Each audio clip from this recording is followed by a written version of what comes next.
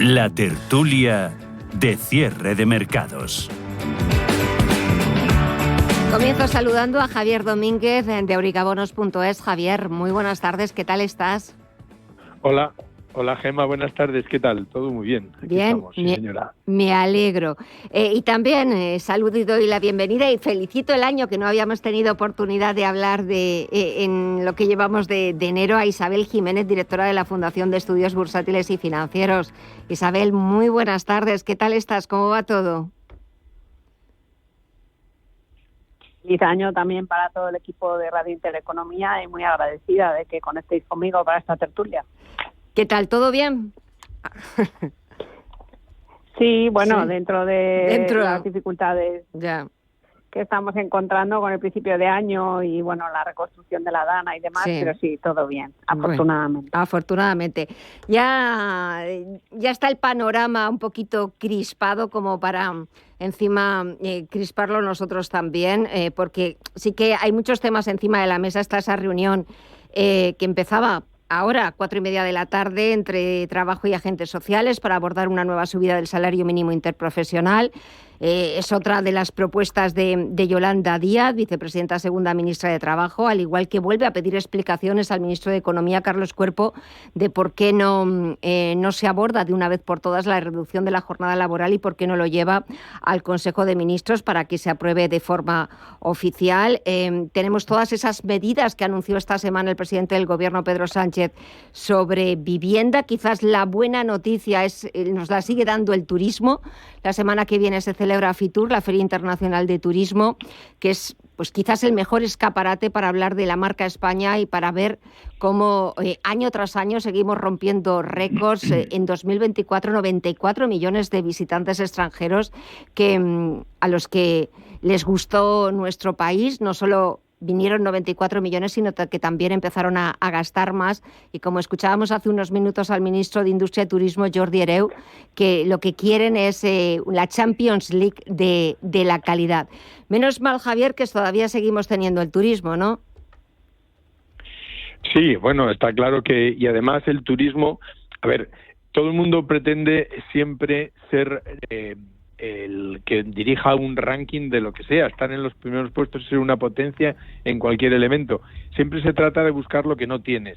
Y evidentemente a nosotros nos gustaría ser los primeros en microchips y en inteligencia artificial, pero no es el caso ni lo vamos a conseguir nunca. Sin embargo, tenemos el mejor país del mundo y eso se refleja en las visitas. Y además, las visitas del turismo en España, eso sí que es un proyecto de todo el país. Entre todos hacemos que España sea tan tremendamente atractiva desde todos los puntos de vista. Desde luego es una industria que la dominamos, en el caso en España, por los hoteles, por los restaurantes, por nuestra dosis y facilidades culinarias, por nuestro sol, por nuestras playas y nuestras catedrales. Es toda una historia. Son 2.000 años o 1.500 años acumulando sitios bonitos en España y evidentemente eso es un éxito de todos. Por tanto, no renunciemos al turismo, porque luego ahora vienen los asfixiados que dicen que su ciudad la está tomando el turismo, etcétera, etcétera. Es una riqueza para todos, no nos olvidemos. Hay que tratar bien a los turistas y es una gran industria. Y además está progresando, porque en definitiva antes se podía pensar que era el de la tortilla, el turista de playa y tortilla que no gastaba nada. No. El gasto está subiendo de una manera radical. Sí. Después de la pandemia hubo una mutación, se eliminaron un montón de hoteles de 3 estrellas y aparecieron hoteles de 5 estrellas de una manera radical. Claro, aquel cambio, aquel corte con el tema de la COVID, lo que nos produjo fue ese parón, y ese parón lo que trajo fue una especie de rediseño de la industria y está llevando a donde estamos, ¿no? Entonces, lo único que podemos hacer es sentirnos tremendamente orgullosos porque esto es una labor de todos. Estamos hablando de miles, de decenas, de cientos de miles de españoles que están dedicados a dar servicio turístico y hacerlo francamente bien. De manera que es un motivo de orgullo de todos los españoles y sigamos disfrutando. Siempre llevábamos los 3 primeros en el ranking de turismo, siempre hemos sido Francia, España o por lo menos en los últimos años, y Estados Unidos, y no sé cómo vamos ahora mismo, pero estos 94 millones son muchos, igual nos ponemos los primeros, ya veremos, a ver cuando salgan las estadísticas de competición unos con otros, pero ahí estamos siempre en la cabeza. Somos una auténtica potencia, una maravilla. En eso sí que somos una auténtica potencia. En el resto de actividades o de sectores, Isabel, no sé yo, porque el tema inmobiliario, el tema de la vivienda sigue siendo uno de los grandes lastres. No hay manera de aplicar soluciones, solamente nos quedamos en intención, nos quedamos en promesas, en anuncios, en medidas, en echarle la culpa a los especuladores, a los fondos buitre, a los inversores extranjeros y no pasamos a la acción. Bueno, hay que tener en cuenta lo que ha comentado Javier, ¿no? Muy oportuno. O sea, las viviendas turísticas, lo que es el sector turístico, hoteles y demás, nos hacen una potencia mundial, pero eso hay que cuidarlo. O sea, quiero decir, dentro de la tabla input de la economía española es un sector muy importante. Somos una economía de servicios. Aumenta un 10% la llegada de dinero a las arcas españolas por el turismo y, bueno, pues se está hablando en determinadas zonas de España de aumentar la tasa turística, en Cataluña, en Baleares, incluso se ha hablado de una tasa en Toledo para los turoperadores, pero lo cierto es que hay que cuidar esa entrada de dinero porque, bueno, lo hemos vivido, los años que el mundo árabe está más desestabilizado nos llega un volumen de turistas que otros años no nos llega, pero tenemos que ser una oferta seria. Yo añadiría sol, playas, catedrales y también toda la red de AVEs, ¿no? de trenes de alta velocidad que hacen, por ejemplo, pues todo el milagro turístico que hay en Toledo, en Segovia. Quiero decir que la verdad es que o incluso vinculan a Andalucía con Madrid, ¿no? Porque hay mucho turismo que va a Andalucía y va a Madrid. Entonces, todo eso hay que cuidarlo. Y se habla de calidad social, se habla de calidad medioambiental, pero también, bueno, pues de cualificación de la mano de obra. Es decir, nosotros tenemos cadenas hoteleras que son líderes mundiales y solo hay que viajar por el mundo para darse cuenta cuando uno va a otras cadenas que no son las españolas, lo buenas que son las españolas. Entonces, sí que es cierto que no podemos caer en la autocomplacencia. Las cifras están muy bien, pero hay que ser competitivos. Y entonces, bueno, pues se está hablando de recualificación, bueno, también lo que hemos comentado, ha aumentado el gasto turístico el 16%, con lo cual son turistas que dejan más dinero, que diariamente consumen y que en España, como muy bien ha dicho Javier, es el país donde mejor se vive del mundo. No en vano tenemos la longevidad. Y bueno, pues se está trabajando, pues por ejemplo, lo comentabais, ¿no? El nombramiento de nuevo presidente de Renfe. Bueno, pues el AVE a París sería un gran punto para los turistas, porque, bueno, turistas que llegan a España y que tienen un AVE a París, bueno, pues pueden hacer ese salto europeo de ir a España y a París y la verdad es que, bueno, pues puede ser una oportunidad. Y luego, bueno, pues también buscar llegadas de turistas de mercados de radio más alto, ¿no? Podríamos posicionarnos mejor y de hecho se está viendo cómo aumentar las frecuencias de vuelos con Estados Unidos y luego también con Latinoamérica. Latinoamérica cada vez es un porcentaje mayor de los turistas que recibe España y también, bueno, pues una parte de la subida de la población activa en España y lo cierto es que, bueno, pues son segmentos, zonas geográficas que hay que cuidar y hay que potenciar. Y también me hablabas de la vivienda. Pues el tema de la vivienda también hay que escuchar a los operadores del sector inmobiliario y del sector promotor constructor.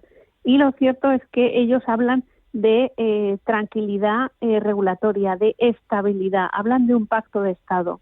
Nosotros pasamos de construir más viviendas que el resto de Europa antes de la crisis de 2008, pero es que ahora tenemos un déficit anual de construcción de viviendas y en una parte está el tema de la inseguridad regulatoria, el tema de la alta imposición, el tema de las bolsas de suelo que no salen, la escasez de suelo, el aumento de los precios de los materiales de construcción y luego, bueno, pues todas las trabas de licencias y de término de obra que hace que el plan de negocio sea un campo de minas, que la TIR no está clara, y si la TIR no está clara, pues al final se construyen menos viviendas y entramos en el círculo vicioso de que cada vez hay un parque menor de viviendas y que no es que no hay vivienda asequible, es que no hay vivienda suficiente para la demanda, ¿no? Entonces sí que ese equilibrio se tiene que conseguir con una política de pactos, de respeto,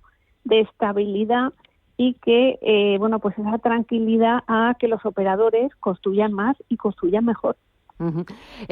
Javier, te pregunto a ti por todas esas medidas que anunció el presidente del Gobierno, Pedro Sánchez. Estaba hablando antes con un profesor de la Universidad UNIE y sobre todo con todas esas medidas anunciando de imponerles más cargas fiscales a los inversores extranjeros, que estábamos lanzando un mal mensaje, porque era como decirles que no queremos su dinero, no queremos que compren pisos o viviendas en España y que eso puede ser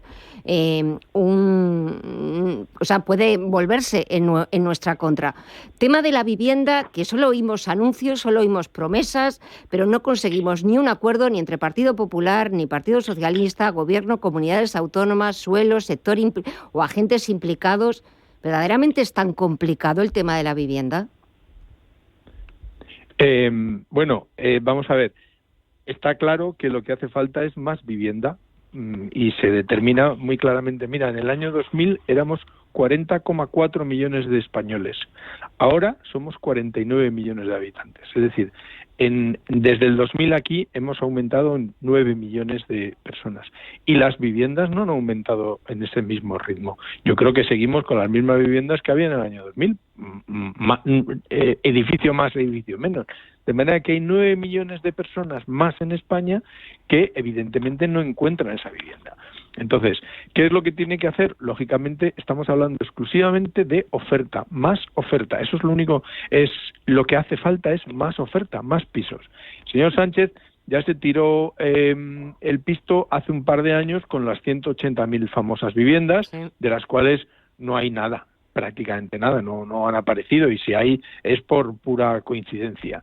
De manera que entonces ahora aprieta muchísimo y ahora es un tema que está candente. Bueno, afortunadamente hablamos de algo que realmente es candente y que está ahí, y que efectivamente preocupa muchísimo a los españoles. Otras veces hablamos de cosas que no les importan a nadie más que a los propios políticos, pero en esta ocasión la vivienda es un auténtico problema. El problema con la vivienda es que se trata de que hay que construirlas y hay que entregarlas y hay que hacerlas, y eso no se hace con el BOE, eso se hace pues con una gestión como Dios manda y con una cabeza fría y que sepa muy bien lo que hay que hacer y dónde hay que hacerlo y cómo hacerlo. Yo creo que evidentemente las normas las que suele sacar el gobierno de Pedro Sánchez suelen ser las de regular, poner trabas y desde luego no y además no hablar para nada de la ocupación, que es algo que preocupa muchísimo en España. No sé si es más preocupante la falta de vivienda o el hecho de que tengamos un amparo legal o gubernativo respecto a los ocupas y que evidentemente no ocurre nada más que hay somatenes. Todos los días salen las noticias. En Guecho sacaron a unos ocupas, todos los vecinos apoyando, en no sé dónde. Es decir, todos los días sale una noticia de ocupas que se han metido en un sitio y que los han conseguido sacar, porque esa es la noticia. La noticia es que los vecinos consiguen echar a los ocupas, no que han tomado, y que es un tema sistemático. Yo creo que es una locura que en un país como España, europeo, que la propiedad no sea, o sea, el tener las escrituras de la compra de un piso valga menos que el ticket del Burger King o del Telepizza que les lleva al ocupa, y ya con eso ya tienen un título de pervivencia. De manera que lo único que hay que hacer es la ley mejor siempre es la ley de la oferta y la demanda, es la más justa. No hay que poner límites a precios, no hay que poner límites a zonas, la oferta tiene que ser la que marque la demanda y el mismo nivel y se crucen. Por tanto, no hay mejor ley que esa. Y luego, por supuesto, las ayudas o protecciones, que a mí me parece bien. Hay determinados puntos mutuos en la propuesta del PP como en la propuesta del PSOE que sí que se hablan de garantías y de avales y de algún tipo de garantías públicas o directas que yo creo que protegen tanto a unos como a otros. Pero lo cierto es que ninguno de los dos proyectos va a salir hoy por hoy. Primero, porque el de Sánchez no va a conseguir los votos para sacarlo, y segundo, porque el PP no regula. El PP habla y no puede hacer nada. De manera que yo creo que ninguna de estas dos propuestas que están conviviendo ahora van a salir, y eso es parte de la problemática que tenemos ahora. Pero en definitiva, está muy claro que aquí lo que falta es oferta. Uh-huh. Isabel, ¿quieres añadir algo más? Sí, bueno, el tema de los no residentes. Sí. No tenemos más que mirar a Portugal.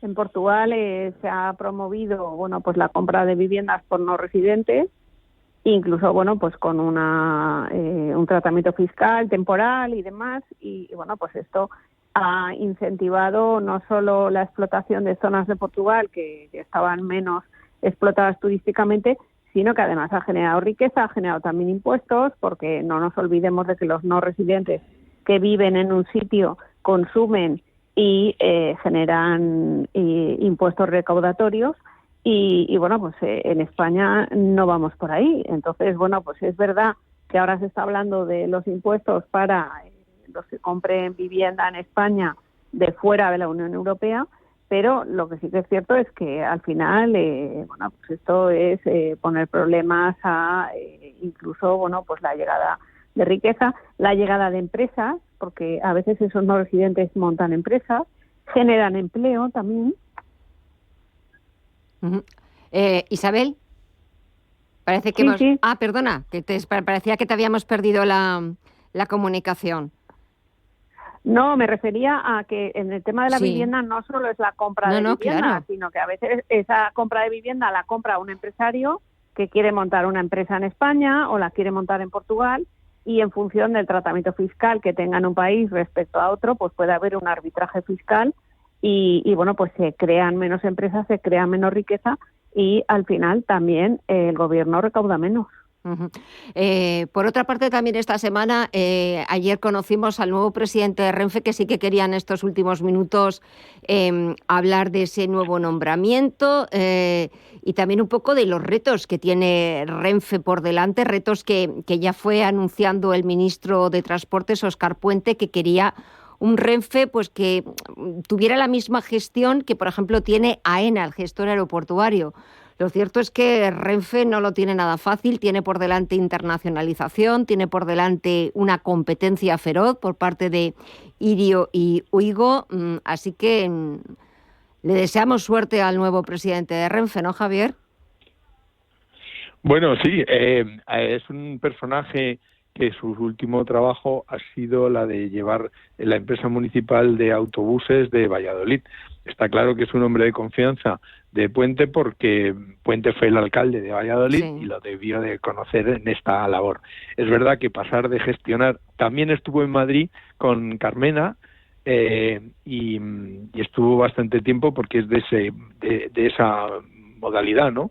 Y también aquí en Madrid se le conoció por lo del Pato Gate, que fue, no sé si os acordáis de aquel asunto de la mascletá en el Madrid Río, y que murió un pato y que le echaban la culpa. Este fue el que echaba la culpa de la muerte de un pato, que resultó que era un pato que se había muerto días antes, y entonces él en Twitter sacó una foto de un pato muerto, etcétera. En fin, tiene ese olorcillo, pero lo que sí que sabemos es que va a cobrar 170.000 euros de nuevo sueldo, y que en definitiva no sé si tiene el currículum adecuado, la formación adecuada para afrontar lo que tiene, porque simultáneamente se está hablando de planes de juntar Renfe con Adif y con Talgo, de manera que para crear una única compañía. Digamos que son, aparte de los otros retos, que es llegar a tiempo y desde luego que los trenes lleguen, de verdad que hace pocos meses, el AVE era uno de los medios de transporte más fiables, llegaba siempre a tiempo,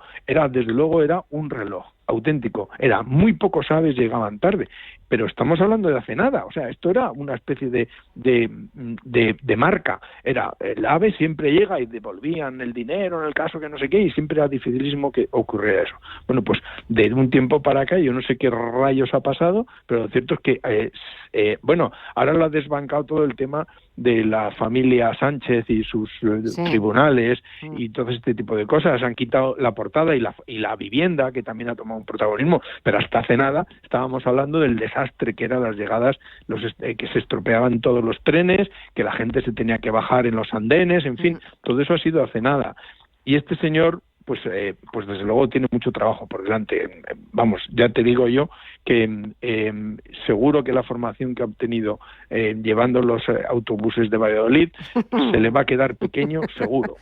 Pues, su plan. Pues que se aplique y que tiene por delante una tarea difícil, complicada, ardua, sobre todo, bueno, pues devolver también el buen nombre que tenía Renfe, pues con la alta velocidad y con esa puntualidad y no esas imágenes que últimamente están siendo bastante más habituales de lo que deberían, de pues la gente teniendo que atravesar páramos, desiertos para poder llegar a algún sitio. En fin, vamos a darle un voto de confianza, vamos a ver cómo se va desenvolviendo.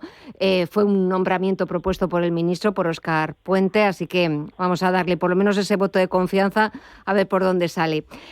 Isabel, Javier, muchísimas gracias a los dos, que paséis muy buena semana, buen fin de semana y nos hablamos la próxima. Un fuerte abrazo a los dos y como siempre, muchísimas gracias. Hasta pronto. Fantástico, muchas gracias a los dos. Adiós. Un abrazo. Adiós. Un abrazo.